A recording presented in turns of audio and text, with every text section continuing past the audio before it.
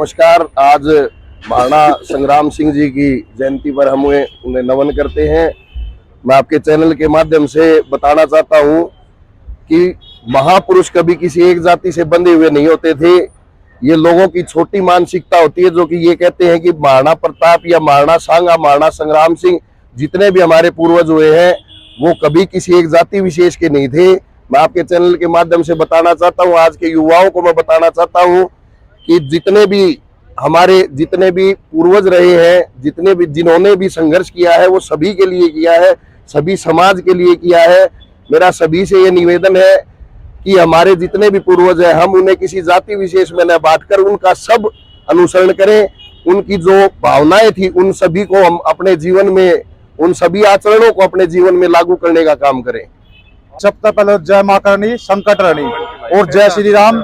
आज बजरंगबली का जन्मदिन है भाई, और उसका साथ साथ आज अपने महाराणा सांगा जी का जन्म जयंती है।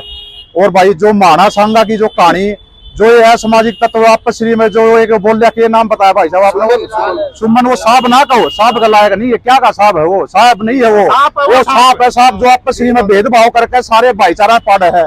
इसलिए महाराणा सांगा के 84 तो गाँव थे भाई। एक हाथ कट रहा था, एक आंख फूट रही थी, और एक टांग जब भी लड़ा था, एक भी युद्ध को नहीं आ रहा उसने, तो उसके पूर्वजों ने नू भी को नहीं बेरा के महाराणा सांगा के था। तो वो जो भी आप मुंह बोल रहे, इसलिए किसी भी महापुरुष के बारे में बोलने से पहले उसकी हिस्ट्री पढ़ो और फिर आगे ये भाईचारा मत भी गाड़ो। क्यों? भाईचारा ही तो सारी चीज का एक परिचय। तो भाई जो उस महाराणा सांगा गिला अदर सारा समाज था, अदर कास्ट के सारे थे, उसमें भेदभाव नहीं था। ये राजनीति के चक्कर में भेदभाव ना करो और अपना भाईचारा बनाए रखो। जय मां करनी, संकट हरनी, जय श्री राम। महाराणा सांगा, महाराणा सांगा। सबसे पहले तो सभी भाइयों को प्रणाम। आज बहुत ही एक ऐसा उपलक्ष्य है कि आप खुद देखिए कि हनुमान जयंती का भी उपलक्ष्य है, और साथ ही में हमारे महान योद्धा राणा सांगा जी की जयंती भी इसी दिन है। कैसा समय है कि आज के दिन करना क्या चाहिए हमको कि जो चीजें समाज को आगे लेकर जा सकती है। और राणा सांगा जी की अगर बात करें, कहते हैं कि अपना आकार, अपना जो कहते हैं आजकल भी जो गुडविल होती है, अगर अपनी बढ़ानी है, अपनी वैल्यू बढ़ानी है, तो किसी दूसरे को नीचा दिखाने की जरूरत नहीं होती। खुद ऐसे अपना बिहेवियर ऐसा रखें, अपना काम, अपने कार्यशैली ऐसे रखें कि खुद ब खुद जो आपका जो स्तर है वो ऊंचा जाए। ये बहुत ही दुर्भाग्यपूर्ण बात है जो संसद में मैं भी सुबह देख रहा था कि वो कहाँ के एमपी है, भाई साहब बिल्कुल ठीक कह रहे थे कि साहब कहने के लायक तो बिल्कुल भी नहीं है। अरे वो महान योद्धा जिसके बाजू भी कट गई, आंख भी उनकी फूटी हुई थी और 80 से अधिक उनके शरीर पर घाव थे, फिर भी वो अगर मुगलों से लड़ रहे थे, तो उनसे बड़ा सिपाही, उनसे बड़ा महानायक हमारे लिए कोई नहीं हो सकता। एक बार मैं चाहता हूं उन सभी महापुरुषों के लिए एक बार जोरदार तालियां। ये जो भगवान है ये ब्राह्मणों का भगवान है, ये जो भगवान है ये जाटो समाज का भगवान है, ये राजपूतों का, ये ठाकुरों का है, ये दलितों का है। अरे नहीं, कबीर जी भी हमारे थे, रविदास जी भी हमारे थे, श्री राम भी हमारे हैं। वो सारे महानायक, वो सारे महान आत्माएं जो विरोधियों से लड़ करके देश को आजाद करवाने में जिन्होंने योगदान दिया, वो सभी हमारे महापुरुष, हमारे भगवान के लायक हैं। तो ये नेगेटिविटी फैलाने का काम बिल्कुल भी ना कीजिए। एक बार फिर से 36 बिरादरी भाईचारे को नमन करता हूँ। 36 बिरादरी जिंदाबाद। जय श्री राम। पवन पुत्र हनुमान की बहुत बहुत धन्यवाद। बहुत बहुत जय श्री राम। जय श्री राम। पवन सुत हनुमान की, पवन सुत हनुमान की। राणा सांगा अमर रहे, राणा सांगा अमर रहे।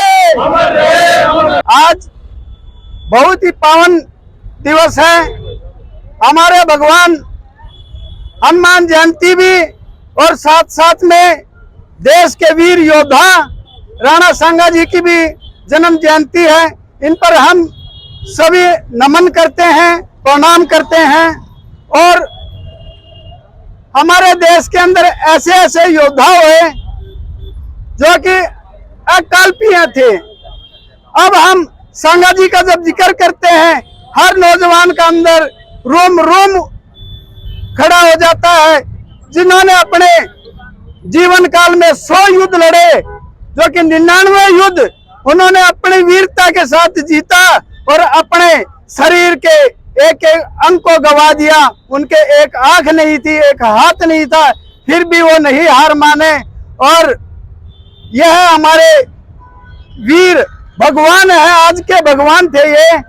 और ऐसे वीरों का अपमान हिंदुस्तान नहीं सहेगा, चाहे वो कोई एमपी हो या किसी पार्टी का राष्ट्रीय अध्यक्ष हो या किसी भी संगठन का कोई भी नेता हो या कोई भी हो।